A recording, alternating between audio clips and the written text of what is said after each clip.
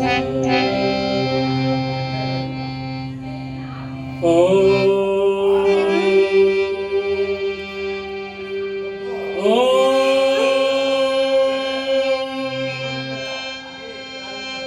विघ्नेश विभाभाष्यं सेवकाभीष्टदायकम् एकदन्तं पुत्रं नमामि गणनायकम् अखण्डमण्डलाकरं व्याप्तं येन चराचरं तत्पदं दर्शितं येव तस्मै श्री गुरुवे नमः। तस्मै श्री गुरुवे अम्मलगन्नयम्म मुलम्मुल मूलपुटम्म चाल पेद्दम्म सुरासुरुलम्म कडुपारडु पुट्टिनयम्म तनुलो नम्मिन जल्पुटम्बलमनम्बुलंडडियम्म दुर्गमायम्म कृपाप्तिच्युत महत्व कवित्व पटुत्व संपदो नमः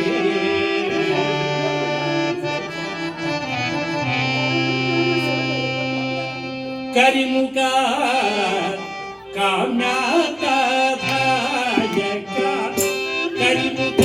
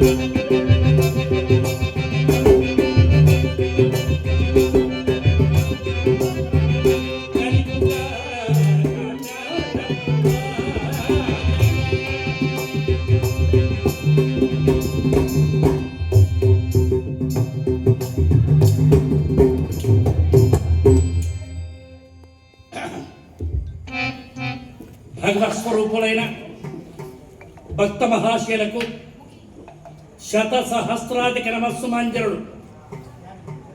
భగవద్భక్తులారా, కుప్పం నియోజకవర్గంలోనే కాకుండా ఆంధ్ర, తమిళనాడు, కర్ణాటక 3 స్టేట్లలో పేరు ప్రఖ్యాతులుగాంచిన శ్రీ సీతారామయ్య గారి యొక్క ధర్మపత్ని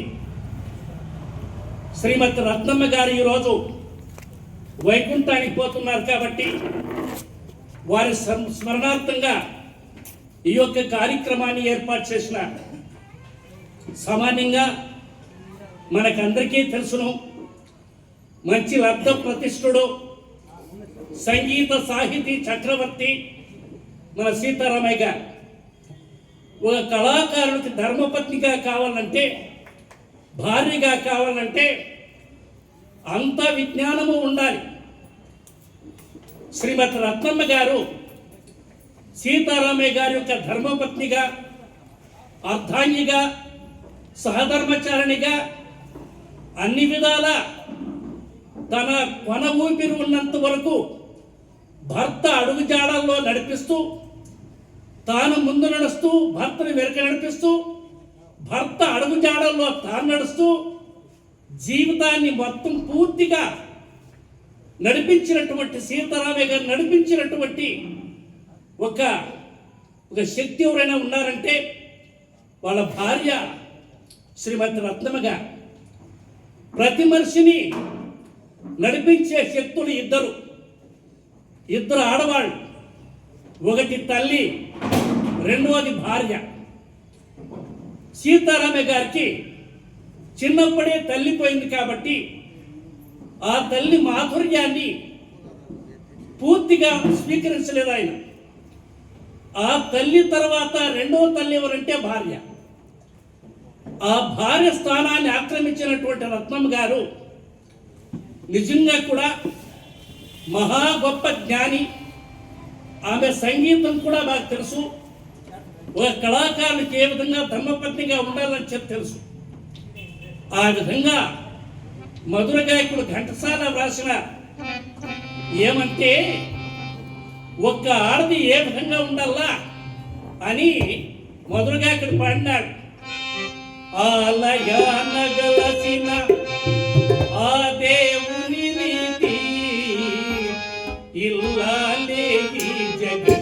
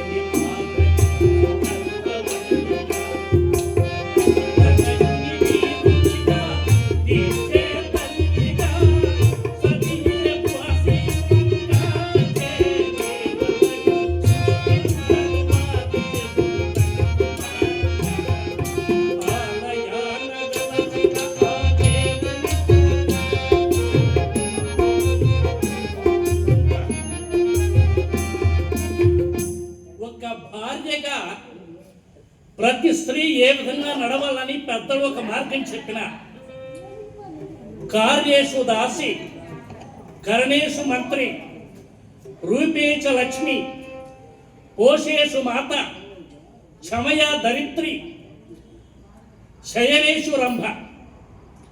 నిజంగా కూడా అన్ని విధాల మేము హరికత్తులో 50 సంవత్సరాలుగా సీతారామన్న మేము చెప్తున్నాం ఈ శ్లోకాన్ని. కానీ ఈరోజు ఆమె గురించి ఈ శ్లోకం చెప్తానని చెప్పి నేను కరలో కూడా భావించలేదు. అయినా ఆమె ఈ శ్లోకానికి అర్థంగా బతికింది. కార్యేషు దాసి, కష్టించి పని చేసే మనస్తత్వం ప్రతి బాలులోనూ ఉండాలి.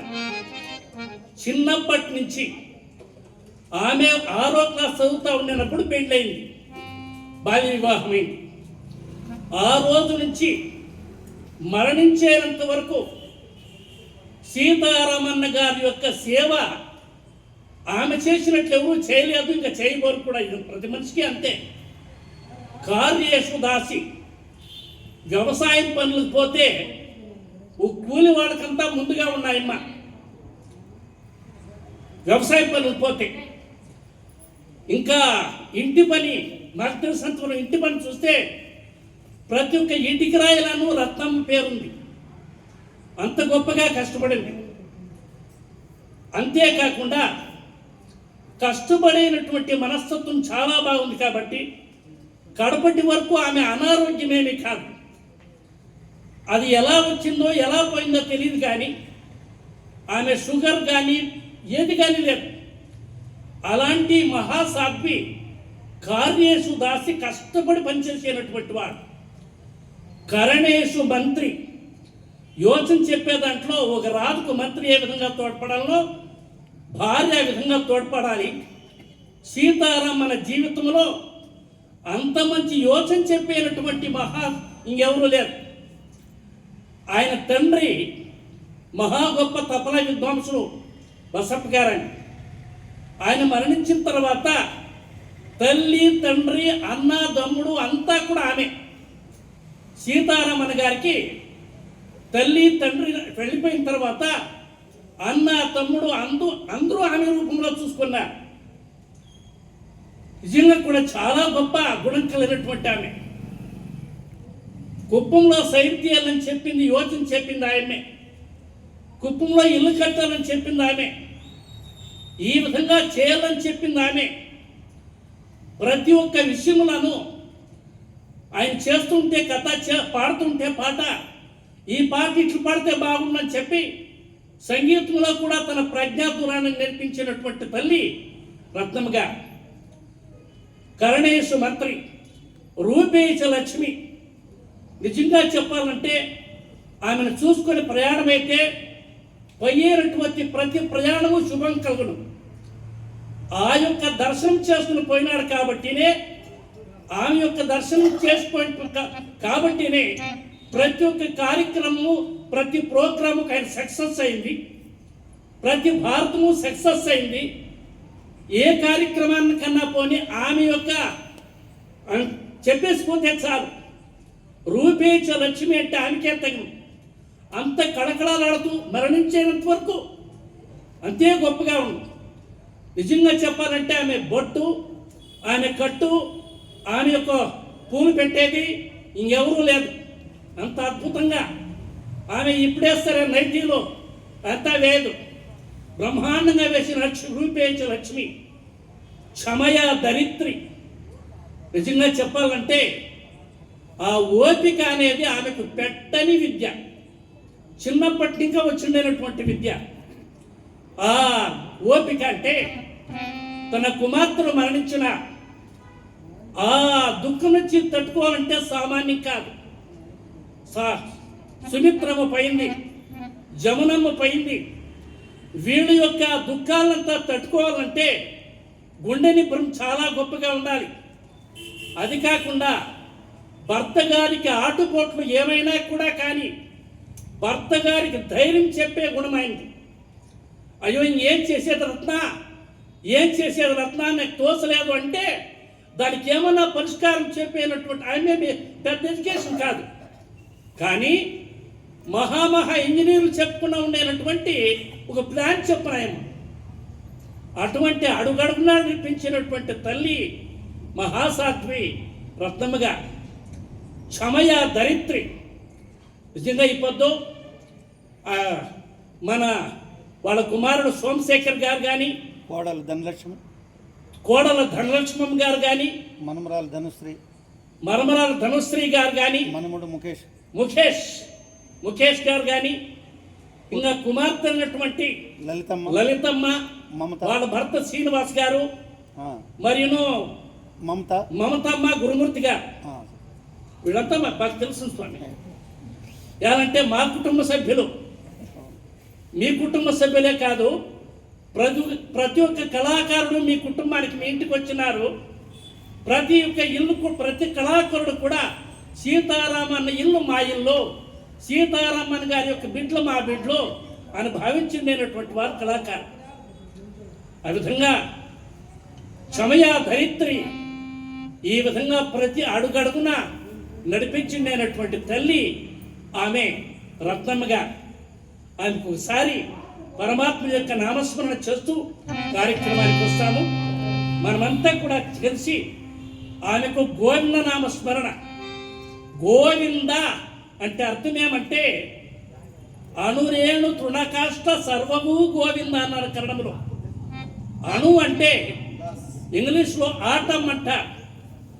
ఆటంలో ఉండేటటువంటి ఎలక్ట్రాన్, ప్రోటాన్, న్యూట్రాన్ ఇక్కడి నుంచి పట్టుకొని పరమాత్మని ఇంగ్లీష్లో గాడ్ అంటారు. GOD God. జీ అంటే జనరేటర్, ఓ అంటే ఆపరేటర్, డి అంటే డెస్ట్రాయర్. సృష్టి స్థితి కథ, స్థితి కర్తలైనటువంటి మహానుభావులు ఆ దేవదేవుల గురించి తెలుసుకుంటూ కార్యక్రమాన్ని మనం ప్రారంభిస్తాము.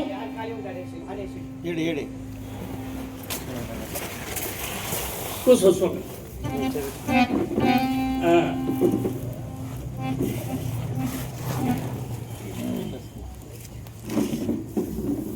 యా కథలో కూడా ఇట్లా కూర్చొని వాడట్లేదు మీకు. ఎప్పుడు జనాలు కూర్చొని పెట్టలేదు కానీ మిమ్మల్ని కూర్చొని పెట్టేది ఏమీ లేదు. ఈ రోజు నా ముందు కూర్చొని పెట్టి కూర్చొనేటువంటి మంచి మంచి కళాకారులంతా, సరస్వతి పుత్రులంతా కూర్చొనేటువంటి ఓ సుయోగం కలిగింది. ఇంకా చాలా గొప్ప విషయము. కథాభాగానికి వస్తాము. ఒకసారి గోవిందానల్లా మనమంతా చేరి, కళాకారులంతా చేరి గోవిందనామ సంకీర్తించే గోవింద పుష్పాల చేత ఆమెను అర్చించి కార్యక్రమానికి వస్తాము. మనమంతా ఒకసారి చేతులు తట్టుకుంటూ అందరూ, ముఖ్యంగా మీరంతా కుటుంబ సభ్యులంతా నలుసుకోండి. ప్రతి ఒక్కరు కూడా గోవిందనామాలు పలికెల్లా. శ్రీనివాస గోవింద, శ్రీ వెంకటేశ గోవింద,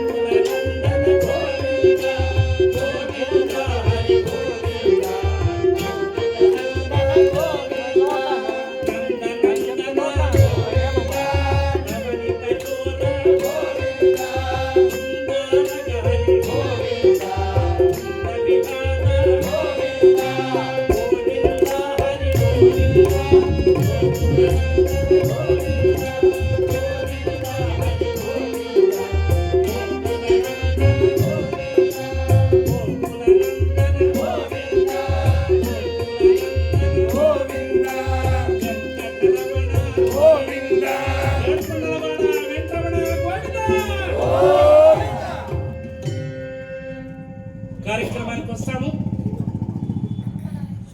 సామాన్యం చేస్తాం. సామాన్యంగా ఈరోజు కుప్పం నియోజకవర్గంలో కళాకారులే కాకుండా ఆంధ్ర, తమిళనాడు, కర్ణాటక 3 స్టేట్ల నుంచి ఈరోజు కళాకారులు మన సీతారామన్న గారి యొక్క భార్య రత్నమ్మ గారి యొక్క స్మరణార్థ సభకు, ఈ యొక్క రత్నమ్మ గారి యొక్క స్మరణార్థ సభకి వచ్చినారు. అందరూ కూడా కళాకారులంతా మీకు పరిచయం చేస్తాము. ఒక్కొక్కరిగా ఈ యొక్క కళాకారులకి సన్మానం చేస్తూ, ఎందుకంటే ప్రారంభాన్ని చేస్తాం. కారణం ఏమంటే చాలా గొప్పవాళ్ళు. ఆ పూలారంతా తీసుకొచ్చు.